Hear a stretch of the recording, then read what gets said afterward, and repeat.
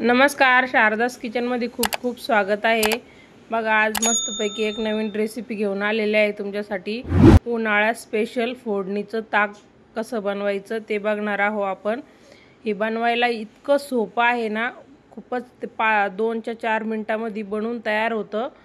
पण आहे ना, फायदे खूप सारे आहे। उन्हाळ्यामध्ये स्पेशल बनवून प्यायला पाहिजे ना असं ताक। चला तर मग रेसिपीला सुरुवात करूया। हे बघा, इथे 1 पाव दही घेतलेला आहे मी, आणि ते दही आहे ना आपल्याला घोसळून घ्यायचं आहे। असं रवी असेल तुमच्याकडे तर रवीनं घोसाळा, माझ्याकडे हे स्टीलची रवी आहे तर त्यांना मी घोसळून घेत आहे। त्याला चांगलं फेटून घ्यायचं।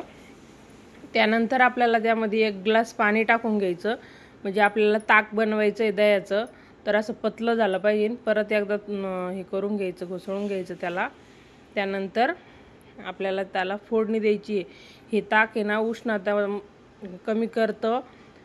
तुम्ही उन्हाळ्यामध्ये दुपारच्या जेवणामध्ये नक्कीच असं ताक बनवून प्यायला पाहिजे। हे बघा, इथं ताक बनवण्यासाठी 1-2-3 जिन्नस लागत तेवढं घेतलेलं आहे। तर व्हिडिओमध्ये बघू शकता, 2-3 हिरव्या मिरच्या, लसूण आणि कढीपत्ता, कोथिंबीर। तर इथं एक अर्धा चमचा तेल टाकून घेतलं आणि आपल्याला फोडणी करून घ्यायची ताकाला। तर आता अर्धा चमचा जिरे टाकायचे, जिरे चांगले फुलू द्यायचे। एका साईडला लगेच लसूण टाकीत आहे, 2-3च पाकळ्या लसणाच्या घेतलेल्या आहे मी।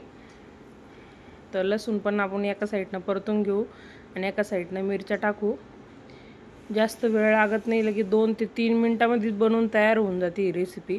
पण खायला म्हणलं ना, भातासोबत कशासोबत बी दुपारच्या जेवणामध्ये तुम्ही खाऊ शकता। संध्याकाळी नाही खायचं, दुपारच्या किंवा सकाळी तुम्ही खाऊ शकता। कढीपत्ता टाकायचा आणि याला 1-2 मिनिटं परतून घ्यायचं। मिरची लसूण चांगलं व्यवस्थित परतला का थोडंसं हिंग टाकायचा आणि नंतर लगेच गॅस बंद करायचा।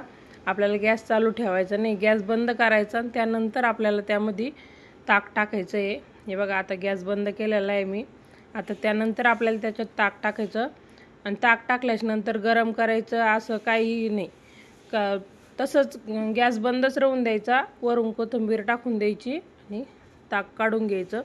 ताक गरम करायचं नाही, काहीच नाही, कारण की ताक जर तुम्ही गरम केलं ना तर ते फुटल्यासारखं होतं। तर गरम बिलकुल करायचं नाही, असंच फोडणीचं ताक छान लागतं प्यायला। तर चवीनुसार मीठ टाकून घ्यायचं। चला तर आता मी तुम्हाला काढून दाखवते। आपलं ताक एकदम मस्त तयार झालेलं आहे। तर तुम्ही नक्कीच अशा पद्धतीचं ताक बनवून बघा ह्या उन्हाळ्यामध्ये, तर खूप टेस्टी होतं। आवडल्यास व्हिडिओला लाईक करा, चॅनलला सबस्क्राईब करा। भेटूया असंच नवीन नवीन रेसिपीसोबत पुढच्या व्हिडिओमध्ये।